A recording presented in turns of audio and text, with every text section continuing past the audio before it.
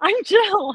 I'm Farrar. This is Simplify's summer homeschool series, summer to college.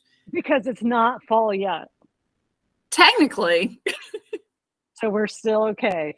we're good. We haven't dropped the ball at all. It was planned this way. I mean, here's the thing. Here's the thing. Because you hopped on and the first thing we did was be like, what is wrong with all the seniors? And so we are completely on point for today's topic.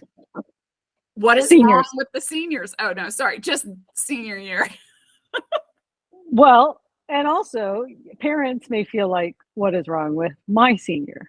Oh, yeah. Uh-huh. Yeah, I actually think that's true. What's the thing that I feel like, especially like at the end of junior year, because junior year kids are just like rocking it most of the time, and they are coming off of this like crazy year, and they're heading into their summer, and they've got things planned, and the parents are always like, and we'll add these 5 home courses. And we're always like, so you might want to think about that. Is 10 credits too much for senior year? Oh my God, yes. What else is there to do? It's just senior year. I know. Well, okay, but it's so funny because there's these two ends, right? So there's there's one set of parents, and I see these parents in our group a lot actually, and they're like, my kid's done everything. They've accomplished all the requirements. Right. I could graduate them now. I can graduate that. They just need one more English credit. I could graduate them now. And it's like, wait, and then some of those families genuinely plan like a 3-credit senior year. And because they think that's true. They think it's okay.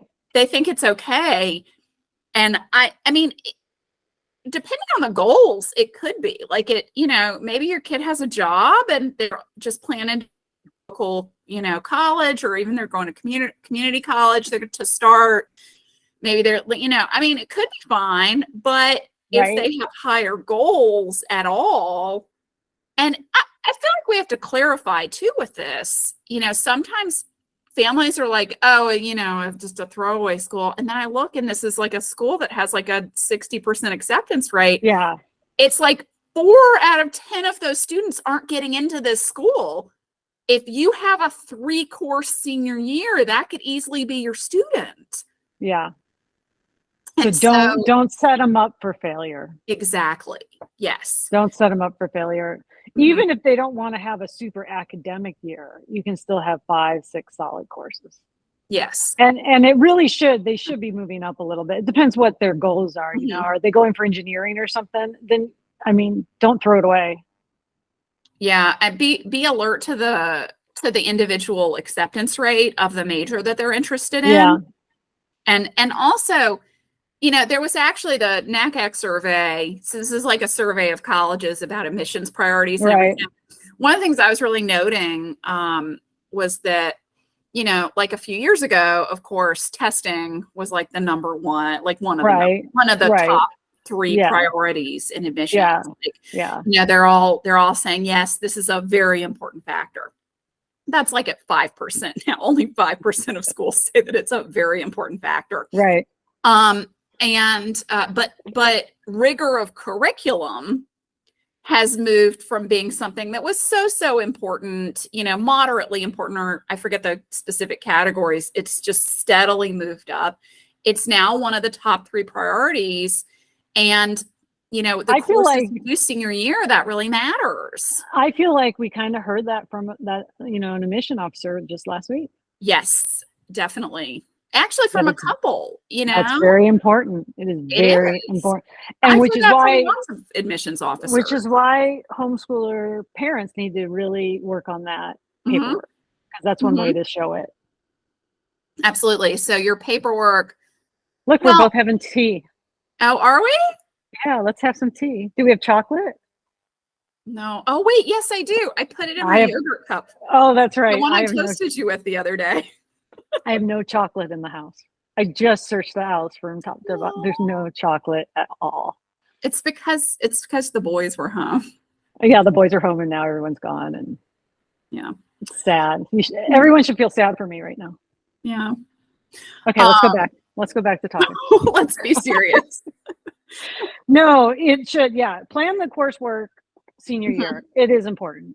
It is as important as junior year. I would say it's not quite at that level because the colleges are looking really closely at junior year, but it's still important. And you don't want some steep fall off. I mean, that's absolutely what you do not want.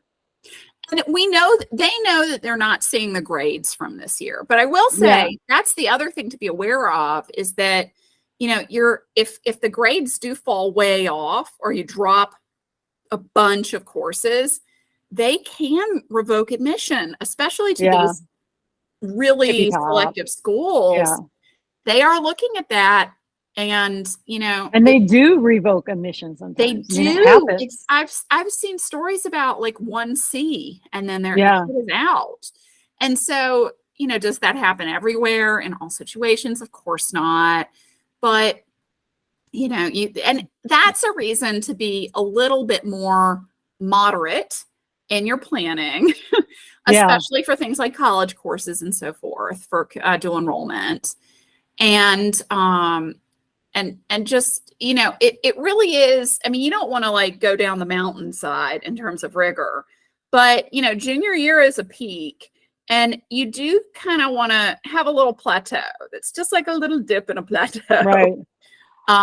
Is the best way for most students to think about it. Because one thing you need to consider is that everyone will be applying to schools and it's a lot of work. Mm-hmm. It's not like, oh, I'm just going to write this one essay and fill in this one little thing and I'm done. I can just, it is a lot of work. Yeah. And for some students, it's more work than for others. Yes. Know your student. It depends on the college list too. And it's also work for the parents. Yeah. The homeschool parents. It's in the spring, especially once students are getting their acceptances, they start to check out. And they particularly check out. Because they're on the next stage now. Yeah, they're looking ahead. I mean, think about how you felt when, or like imagine they're lame duck high school students. They're no longer, they're presidents in the last 6 months of their term. All they do not care is issue pardons and think about where they're going. Yeah. Right. Line up their next opportunity. They're just done. And I think some parents don't realize that. Like they sort of think, oh, we'll just get this done in the spring. And if it bleeds into the summer, and it's like, no, you're done. You're done. They're graduating. You cannot do homeschool work in the summer after they've graduated. And I would say too, this is the hardest year to do home-based work. And it's not just, it's for so many reasons, but I think your student is just ready to move on. And so even if you've had a homeschool high school experience that was robustly at home, this is the year that it may be difficult to complete that, harder than it was before. Even if you're thinking like, oh no, but we were fine. Like it's, I do think some families are fine and they're okay, but but it's more unpredictable. It's more unpredictable. You don't know if you'll get everything finished. Mm-hmm. So if there's still some stuff left over, make sure they finish enough to get the credit. Yes. Because they need that credit. You do not want to be working into the summer. Right. At all. No. It's a good opportunity if they haven't done most things at home to start trying a few other things before they go to college. Mm-hmm. There's nothing wrong with starting a few dual enrollments senior year. Okay. So here's my question. Up to this point, a lot of students, are really having, 5 core academics every year, the sort of 4 cores in foreign language as well. Right. Language other than English. Can they drop some of those this year? Well, first of all, I'd say it depends on the major and what they're interested in. Yeah. That would be my number one thing. I think, and then it depends on what type of schools they're targeting, right? Yep. I think a lot and students could drop language other than English, and not be too, especially if they've gotten to a certain level with it. Yeah. Yeah. And not be too worried. But then, what if you're just targeting a bunch of lottery schools? Should you do it in that case? I think, You could never drop English and math. Like Never. there has to be English and math for every student. There Even if has they to be have the something. required course, they should be doing something. Colleges are looking for it each year. Yeah. I think real quick though, I think some parents are confused by that because we get that question a lot. We get it. Well, they've already done, AP calculus. What else is there left to do?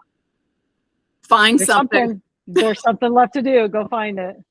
Go figure it out. I mean, there are some niche exceptions to this, but don't assume that you have it. Yeah. And then additionally, I do think students can, depending on the goals, depending on the major, depending on the schools they're targeting, depending on what the coursework was to that point, et cetera. Depending on all these things, but you can. I think some students can drop, science or social studies or language other than English. If they have all their required coursework and it's not the area they're going into, it's not related to what they're going into, and they're going deeper in another area, So like if a student is going to go into music or something, like, do they really need like a fourth science if they're going to do like music theory and like, history of this and, they're doing all this other stuff and like they're doing AP art history or something, maybe they don't need like a fourth science. Maybe the 3 that they got are fine, so like it just depends a little bit. I think the other thing to consider in all this is really your students' mental health, which is always my big concern.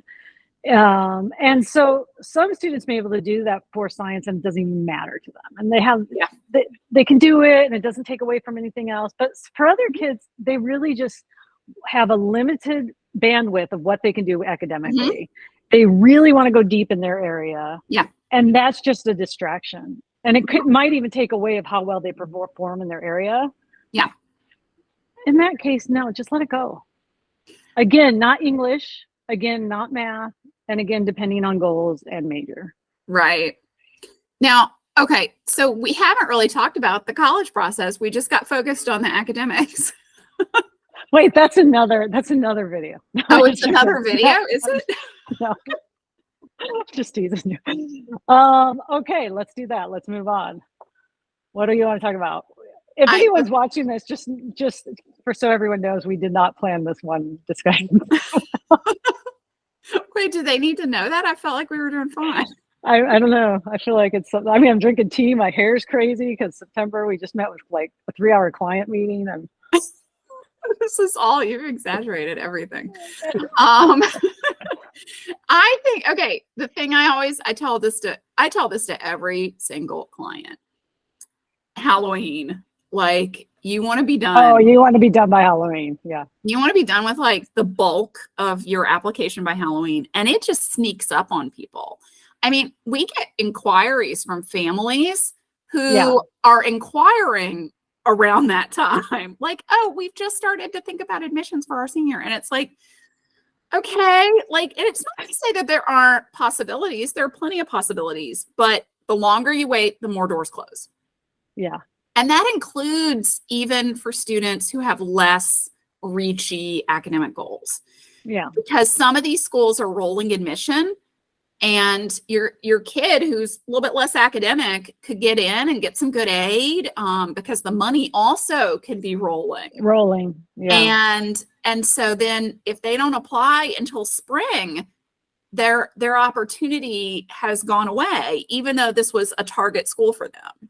So it's not just for students who have these big reaches, who are applying early decision, who have a lot of money and like, I mean, know, or have no money and are doing a QuestBridge app or are trying to get in somewhere that has guaranteed aid. Like, it is not just for them. It's for every kid. Every kid benefits from being on top of this process before fall even starts.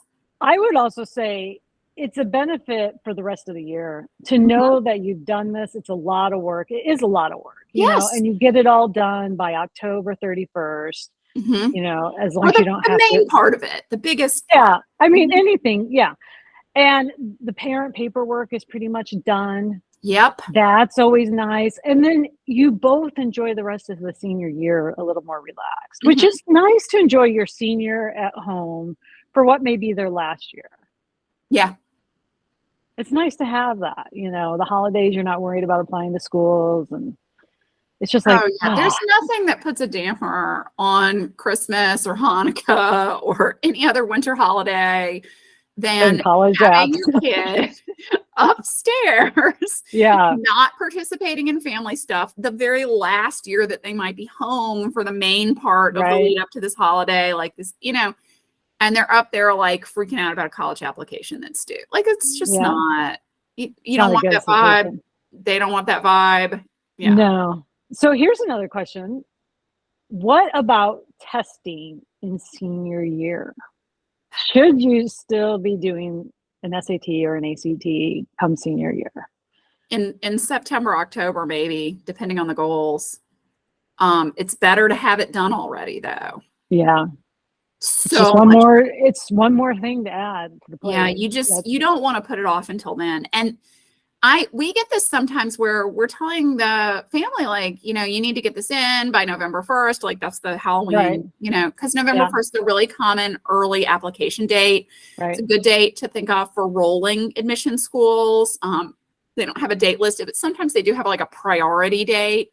And then that's the early action deadline for most schools that have early action. Okay. It's also early decision deadline. Early decision is binding. You probably aren't using it because it's not accessible to most families, but depends. So just that's the sort of deadline. But we'll be talking to families about that, and they're like, and then they could take the December SAT, and we're like, hold up. Oh, wait a minute.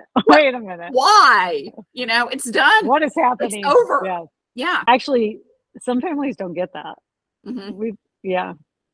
And the AP tests, now there is a reason to do those, but they're not going to have any bearing on admission. The main reason to do them is so your kid can potentially get credit, potentially, skip over like a gen ed requirement, or like, even if they don't get credit, sometimes then they can skip the prerequisite and then take the next course. So they're not bored, they can kind of jump into the 200 level. It helps you once you get to your college. Yes. Mm-hmm.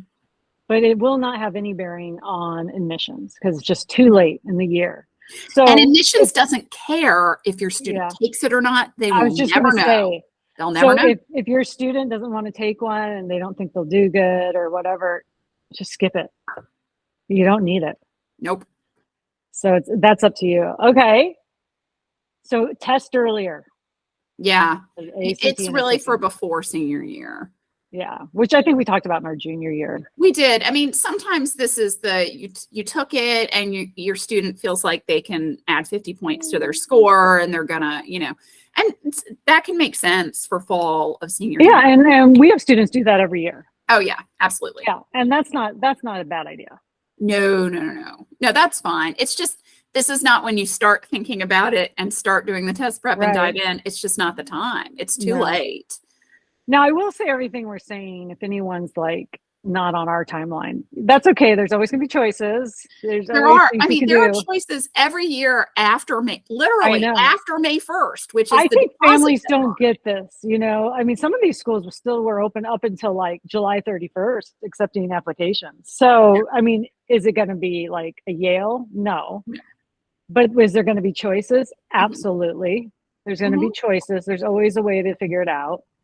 A lot of, what we're seeing in admissions in general is that a lot of smaller schools are struggling a little bit with their enrollment numbers. Yeah. And so if you have a qualified student who is applying late, then they're more likely to be flexible. I worked with a student last year who submitted applications after the deadline at 3 schools who all invited her to do it and all admitted her. Yeah. And none of them were big reachy schools. No, they were all smaller schools. So it just, but it was, but there's always space. There's always space because there was space. Yeah. And you know what? Many of those colleges that change live schools are often open after May 1st. So those are really good schools. Depends on the school, but it's because some of them are kind of a little bit more reachy, but many of them. Yeah. And where you're not going to, even with a sort of lower admission number, like a sort of more friendly admission number. Some of these big state schools that are popular, even if they're like 70-80% admission, they filled their class. Yeah, and definitely. And I mean, it depends on the school. Some of them are commuter schools. They're really flexible with their numbers. They've got tons of space for programs. You can enroll late, but a lot of them fill and then they're done. So, you do have to think about that. It's not just about like, oh, my kid can't get into an Ivy League school. It's also those, and then also a lot of these mid-level number schools, these 50-60% acceptance schools, depending on the school, sometimes they've met their target in terms of enrollment. They're not interested in your student. I mean, and also the list changes a little every year. So you just have to check. But there's always choice. Yeah. There's always choices depending on, if, and usually there's also financial aid at a lot of these schools. It'll tell you on the list. So but maybe not as much as there would have been earlier. Maybe not as much, and maybe not as much, definitely not as much merit aid. So again, but it depends on the school. So you got to, the earlier you go, the more choices your student will have, the fewer doors that are closed, and you don't always know what those doors will be. So, right. But there's always choices. Absolutely. And you know what? Actually, a really good safety is your community college too. There's nothing wrong with starting out at community college. Absolutely. Yeah. Okay. I just had a really good topic and then you forgot it. I've got one. And then I lost it. I've got one, which is that this year, this is the year for your student to get more independent if they haven't been. And that's a big topic of ours. That is a big thing we push. But I think 100%. It particularly is important for senior year because they have to be the ones who are in charge of this admissions process and set of decisions. It cannot be mom. It cannot be dad. No parents. And I would say if they don't want to take on that role at all, that might be telling you something. Yep.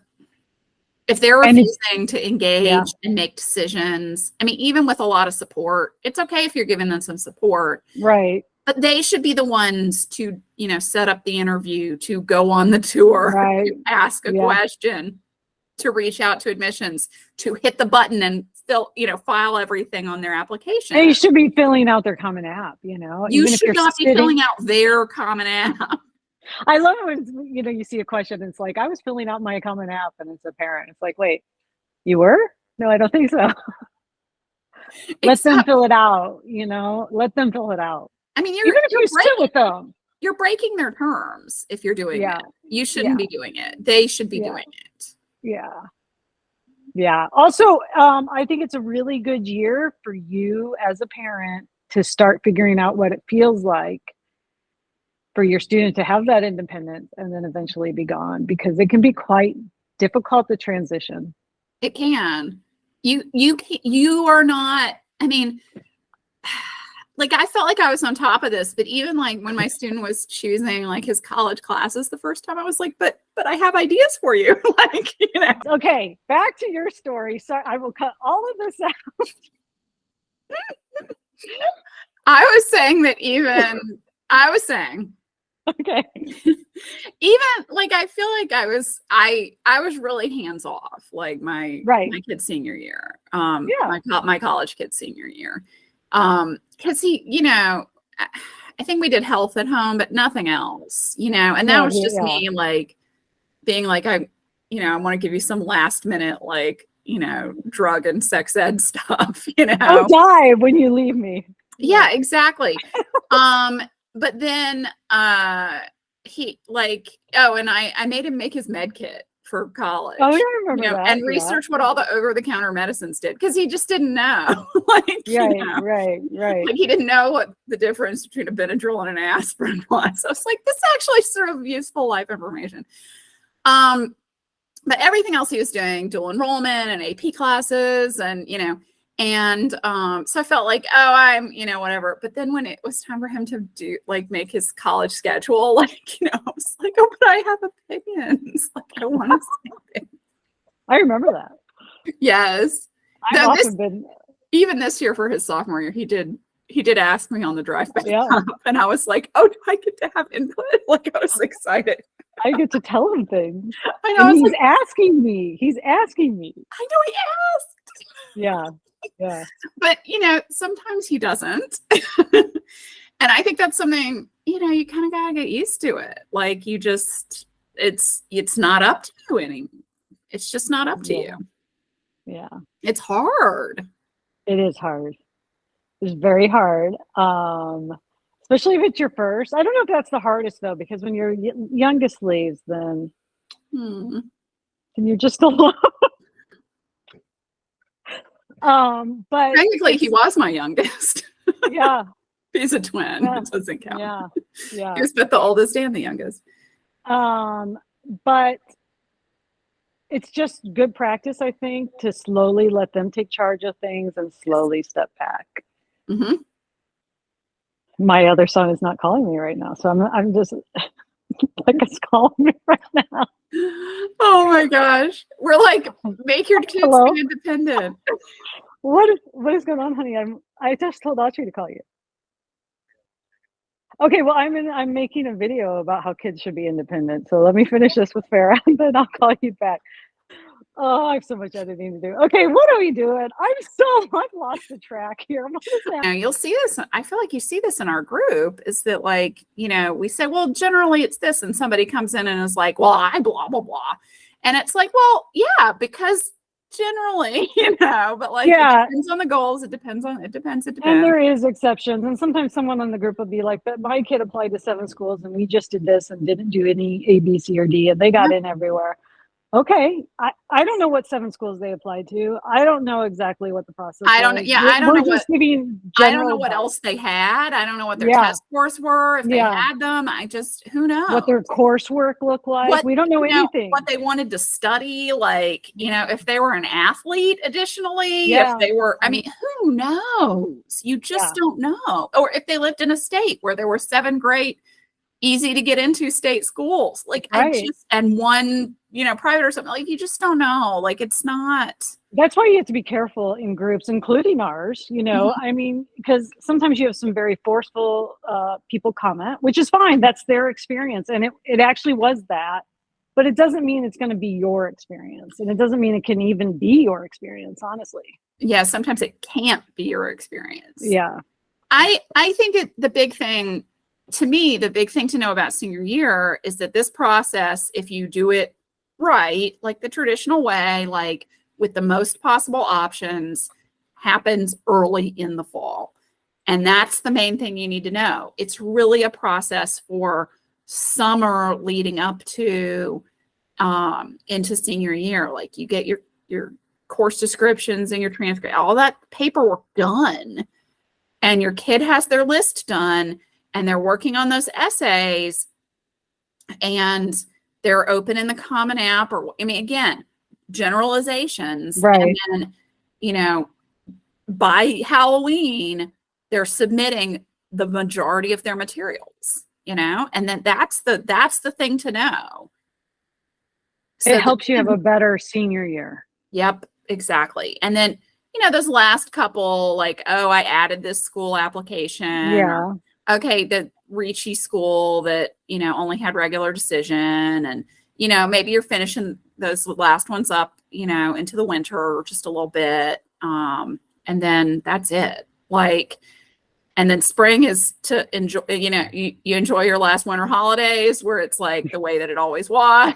And then it's spring and your kid is starting to check out, and they're checking, they're checking their portals. They should remember to set up their portals. Always check the portals. That's a big one. I'd set them up and check them. And make sure your kid is the one who's responsible for most of this process. That you are the executive functioning encourager. Yeah. And like my kids used to, have me sit with them while they wrote the little email that they had to write to be like, to admissions, or, about the thing that was missing or whatever. And I would sit there and do it. Or sometimes like I would help them write it, and then they would hit send, or sometimes they'd be nervous and they'd be like, I wrote it. Can you hit send for me? And they bring their computer to me, and I'd be like, okay, you done? click, you know, like it Or just, can you check my email? Because I'm nervous what they're going to say back. You know? right. Yeah. No, we get that you do those things, but, you know, mostly they should be on top of that process. And, you know, sometimes it's hard. Like sometimes, like it would have been quicker for me to write the email. Right. But Definitely. it's the same thing as like when your kid was little and you waited for them to put on their clothes themselves because you knew they had to learn to dress themselves. You cannot do it forever. You could do it in 2 seconds, but does it help them long term? It doesn't help them long term. And in a year, they're going to be on a campus by themselves, and they're going to have to be figuring this stuff out. Absolutely. Yeah. I think my biggest advice for senior year is to start soon, like use your summer. I get that a lot of kids have activities. I get that families do vacations. Have that college list built and pretty, you know, set in stone. I mean, you can tweak it, but make sure there's some safeties and, you know, targets and everything like that. Have those essays started, you know, have them looking at it, figuring out what they're going to write, how they're going to approach them all, because there's going to be more than one usually. Usually. Have the activity lists are very important now. You know, they need to be working on their activity lists. And then, of course, the parent paperwork. I mean, just start. The sooner you start it, the better off you'll be. Yep. And then it can be overwhelming. Yeah, because then the senior year, it, you know, even if they've plateaued their coursework a little bit or taken it down a little notch, still a lot. It's still going to be a lot. They should, you know, in most cases, for most goals, college-bound students should be carrying a full load their senior year. Yeah. And it might be a little bit more of a specialized load. You know, they do have a little bit more options because they have accomplished most of those requirements. But it, you know, and it doesn't have to have the same intensity of junior year, but it will still be a lot of work. And so, yeah. And sometimes senior year, they need time for other things, you know, with their friends or like their job, they're working more hours suddenly. You know, we've had that happen a lot. I mean, there's other things too. So just the balance of all of it. Okay, that's why it's always good. I got one more thing, which is I think a lot of parents worry about changing things senior year. And I would say you can. Wait, changing what?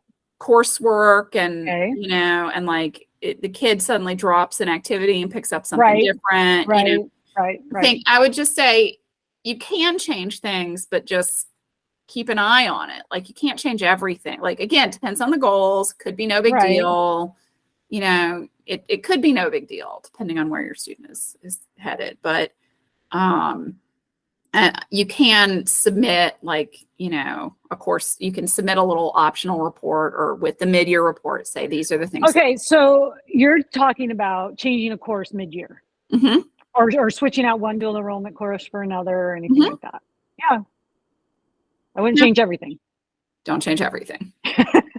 It is like a bit of a contract that you're filing. You know, every other year is, you know, it's not settled until the end of the year. Right. You know, when everything's done. But this year is like a contract to do the things you said. And if you have to make a change, you have to make a change, you know, and, you know, if your student, you know, quits one job and takes a different job or, you know, an activity stops and then they end up joining a band. I mean, who knows? That's fine. But those things are okay. Colleges know that happens, like, you know, but in general, you should think of the coursework as like a contract with these colleges. Right. So and also the colleges all know that planned spring coursework doesn't always happen. Especially for homeschoolers doing dual enrollment. They know that dual enrollment, like the schedule doesn't work out. So like if you need to swap one science course for another or, you know, one English course for a psychology course or something, like it's fine.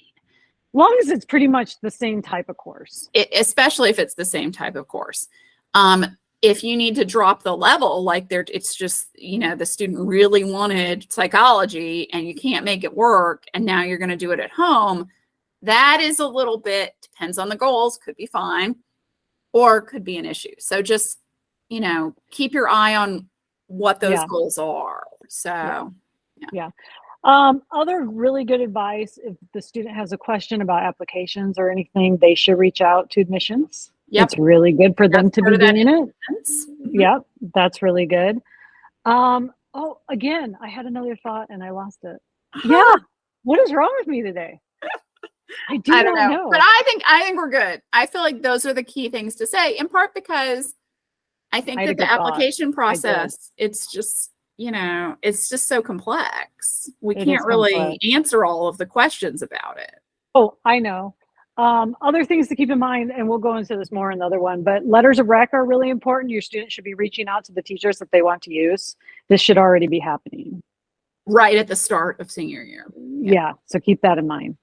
I think that was it. That's okay. Cool. Just like a little tidbit that we forgot to mention. Yeah, letters of rec. They're very important. For homeschoolers, super important. Yeah, so keep that in mind. Okay. Right. Wait, with this, I pronounce summer over. Wait, is that